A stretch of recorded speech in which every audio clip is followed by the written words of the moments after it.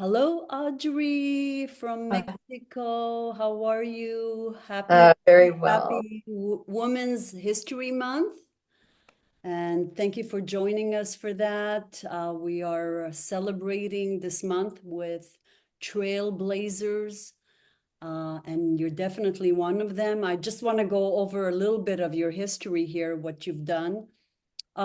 Principal owner, Mindful Maven Consulting, freelance writer for the Jewish Journal, chief connector and curator for TEDx San Diego, wealth advisor for Bernstein Private Wealth Management, founding partner Our Crowd LLC, founder and director Israel Startup Nation Series, executive director Stand With Us, director of school advancement at Soil, San Diego Hebrew Day School. An amazing record of all the things that you have done and accomplished and achieved. You just wrote an article recently that was titled 2025 was the year life became beautiful.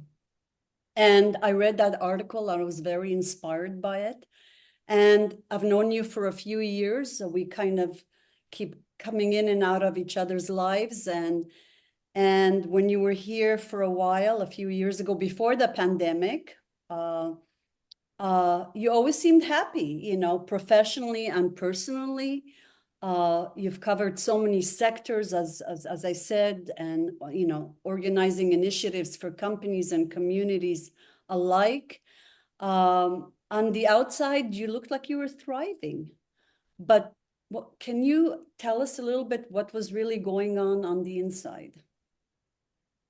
First of all, thank you, Orly, for having me, and I'm happy to have this conversation with you and to share my journey. I I don't think I think when you're reading off like my LinkedIn resume, it's like I don't want to hear it. I don't want to hear any more accomplishments or what I've done. I've had a shift. I'm 55 years old. And I'm no longer living in the States. I'm living full time in San Miguel de Allende in Mexico. And I made this decision September of this year. And it wasn't really a rejection of my life before. It was a realization that the idea of like listing off accomplishments, that none of that matters. None of I cared too much of what other people thought. And I wanted to always have a title and I wanted to always be accomplishing and being a builder and a leader. But like, who was I doing that for? Like, who was I trying to impress? I cared too much. I wanted my children who are grown now. My youngest is 18, my oldest is 27. I wanted them to respect their mom. But it was interesting when I came here first 30 years ago on my honeymoon, but I didn't really start coming back to San Miguel until I was unhappy in a romantic relationship that I was in San Diego, where I was living this past year. And I came down here in February for a couple of weeks, fell in love, and realized how much I was in love with this little mountain expat international artist community in Mexico. And I came back again for 6 weeks in the summer, not knowing what I was doing or why, but I brought all my kids down to experience it and see what I saw and to make sure I wasn't crazy. And they were like, Mom, this is so nice. Like, this is you being happy, and it's no longer the mom show. And I realized me trying to always be achieving and having this title and doing this and doing that, they didn't care about any of that Yeah. because it took away from me just being a mom. And now they're like happy to see me thrive because they're off living their adult lives. And I'm here and I don't regret or I'm not ashamed or anything of my life before. I'm very proud of everything that I accomplished, but I'm in another shift now where I don't have to impress anyone or do anything. I just want to live a beautiful, quiet life of simple acts of kindness and joy and beauty and no stress. I'm continuing to do little work like consulting work, but there's no stress in my life. It's such a beautiful life. It's amazing. And it shows on you. You look happy, you look relaxed. So we're living in a society where, success, and that we have to kind of prove our worthiness continuously. We're at the table, in a conference room, at work, on LinkedIn, on social media. I mean, there's that push, right? That, you're successful as long as you're relevant and you're doing and you're accomplishing. And the thing is, what are we accomplishing exactly? Where are we running to continuously? That bottomless pit that never fulfills us, right? If we don't have all the other things, and the other things that we kind of neglect along the way climbing up that ladder, the children, the family, the walking on the beach, enjoying the scenery, the environment, the society that we live in pushes us to always prove ourselves. Well, you're 100% right on that. And I will tell you, it's much easier when I left. Leaving the States, I'm a proud American, and I'm never going to give up my US citizenship. I'm a proud American. And I know that the culture of being successful was just too much, It was too too much. much. It And was also like financially trying to keep up. Like I had a lot of shoulds in my life. Like I should have a nice fancy, I should own a nice fancy house. I should look this way, all of these things.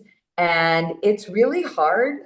I'll tell you, if you're living in it, it's hard not to be to not to care because it's like in the water. So like jumping off and moving to Mexico where it just nobody cares. It's not part of the culture. What's part of the culture is just kindness and spending time with one another. and family, And they love get it's important.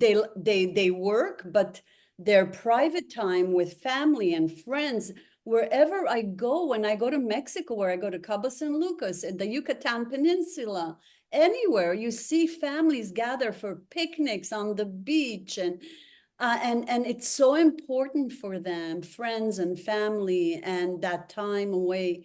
And work is important too, but not as important as we make nobody here. nobody talks about what they do professionally. And in this town here, which expats from the States and from Canada and all over the world have been coming here since the 1950s. It started off with a art institute, so it's attracted a lot of artists and writers and musicians and poets and dancers, what have you.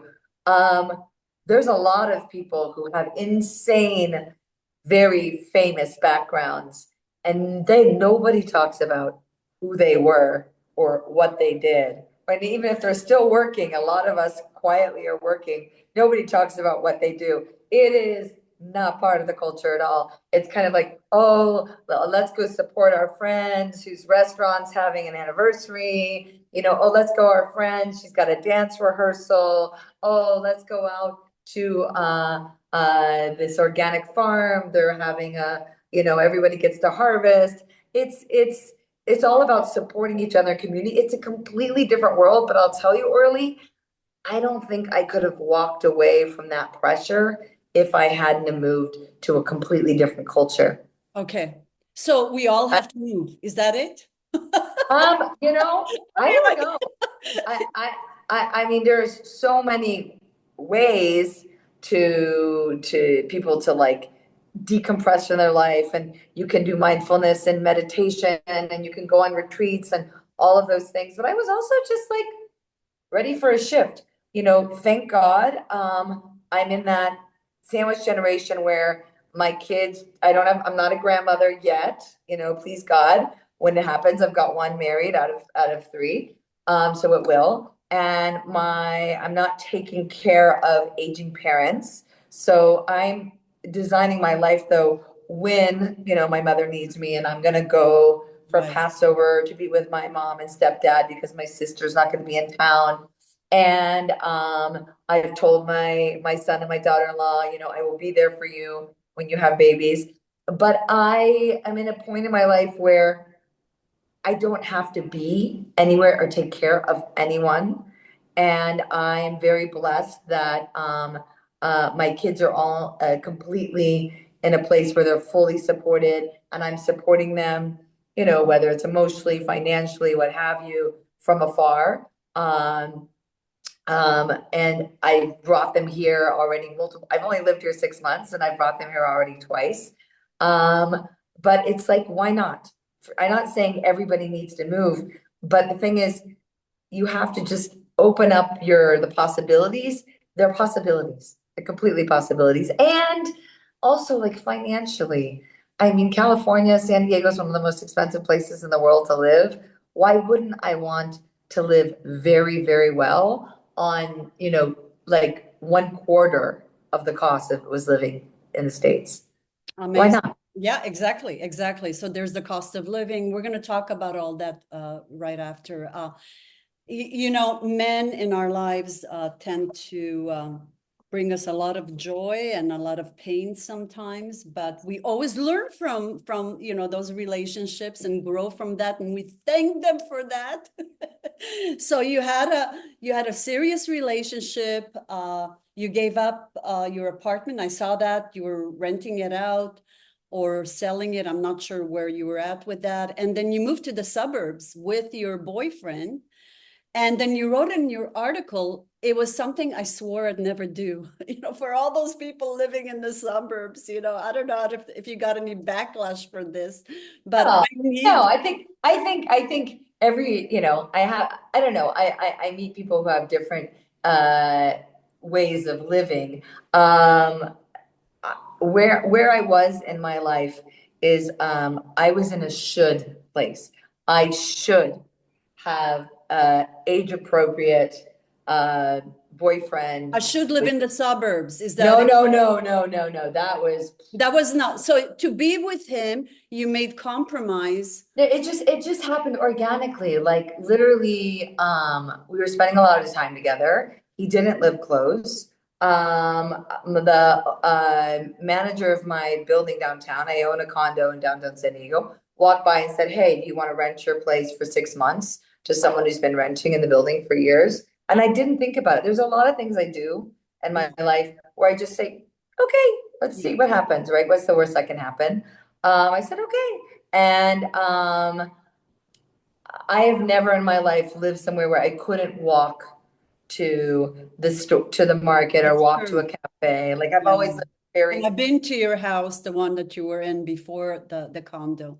Yeah, yeah, great, always great places, walkable. But it was what you wrote. It said, it was something I swore I'd never do. I need beauty, walkability, culture, human friction to feel alive. Suburbia drained me. Its sameness, the beige and the car dependency, my soul cried. yeah. It was, And I was know that I you was like, so miserable. yeah. But there was a point where I was so, and there were other things going on, and nothing about the guy. He's a great guy. I wish him well and want him to be very happy. And I'm grateful for our time together. But that was part of the soul crushing part. And I literally moved to the most beautiful city in the world, voted like 7 times most beautiful city in the world. And now in the last 2 years, it has been voted by Travel and Leisure the best city in the world. Like I needed to go to a place that was so like dumbstruck gorgeous and walkable. Like you don't even want And a the car city here. is called, the city is called The city's called San Miguel de Allende, Mexico. Mexico. It's How do you get there? How do you get there is it Oaxaca area? Is that it? So it's in the very center of Mexico in the mountains. It's like 7,000 feet up, Okay. and there's two airports that are an hour and a half away, Querétaro and León, and each Oh, one's like an hour and a half drive. And there's a lot of direct flights from the States to there. But because I live in San Diego, and you literally can just walk across the border in the airport, there's like a there's an airport tunnel. It's a 3 hour direct flight. Oh, And nice. and So you then take from it from Tijuana, right here in Tijuana. That's Tijuana, and then beautiful. it's an hour and a half, shuttle to where I live. And it is, I have this beautiful home that's like a beautiful duplex. This is, I'm in my downstairs that has a beautiful 1 bedroom with a loft and an extra bed. And then I live in the separate apartment upstairs. And then there's a rooftop deck that has an stunning view of the mountains and all the historic churches. This Nice. town is a World UNESCO Heritage Site, so the entire town looks like it did in like the 1500s. There's no there's no stoplights, there's no stop signs. Like everything moves slowly, everything is gorgeous. It is like right now, you're just surrounded by bougainvillea and the jacarandas and trees in bloom, and the beautiful color streets and the cobblestones. And everyone says buenos dias, buenas tardes. Everyone is polite and kind. It's such an amazing place, and everyone that comes here, it's kind of like, because 15%, 15% of the community are expats from the States and Canada. Everybody feels like it's freshman year of college. Everyone is welcome. Oh, come to this party, come to this.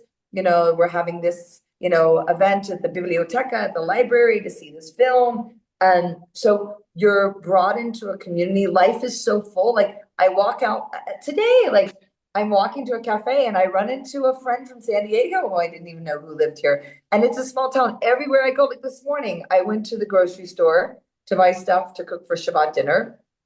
And I ran into my friend who came here, never had worked with horses before. And now she has an equine therapy ranch that provides equine horse therapy for local children with Down syndrome and Wow. trauma.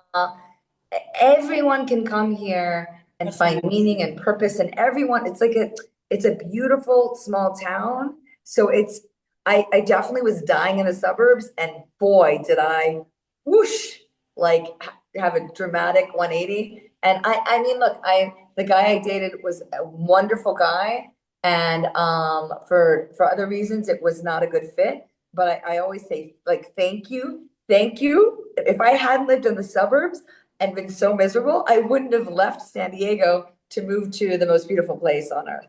So one door closes, another opens, and that's what happens. So what would you tell women considering living in another country, especially regarding, the concerns a lot of us have when we think about moving to another country.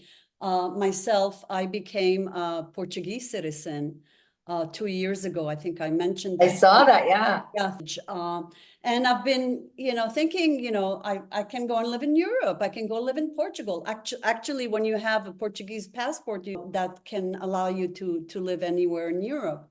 But, I just had a granddaughter, and, she's 8 months old, and my son lives in LA. And what would you tell women considering living in another country, especially regarding healthcare, loneliness, being away from children and grandchildren, having pets, having to take pets with them to these countries on top of it.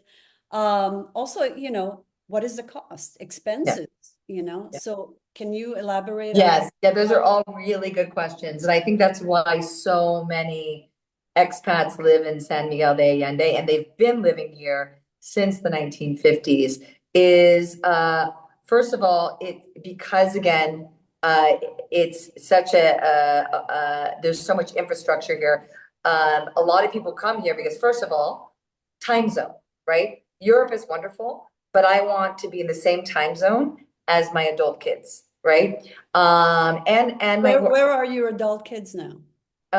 everywhere from San Diego to New York, right? Okay, And, okay. I'm in the central time zone, right? And I want to know that if I need to get on a plane within the same day, I can walk out my front door in the morning, and at night I can be wherever they are. So for me, like, Europe is amazing, but it did not, the time zone and the travel was too hard. So that was one. Number two, in terms of affordability, you can live incredibly well here on about I'd say 3,500 a month. Now there are a lot of people who moved here living only off of their Social Security. That's a little harder now. You could live for less than that, but I'm saying if you want to live well, like I have a housekeeper, I have a cook, I have a very, very rich life. But like it's about 75% less than the cost of living and when I had in Is San that Diego. 3,500 for two or for one person? Like for one, I don't know how much more your partner eats, but I'm saying like that includes like your housing and everything. So in terms of healthcare, the healthcare here is so much better than the States. I had no idea. First of all, most people who are over 65, they keep their Medicare. But here, like I was paying as an independent consultant $850 a month for insurance just for me. Okay, just for me.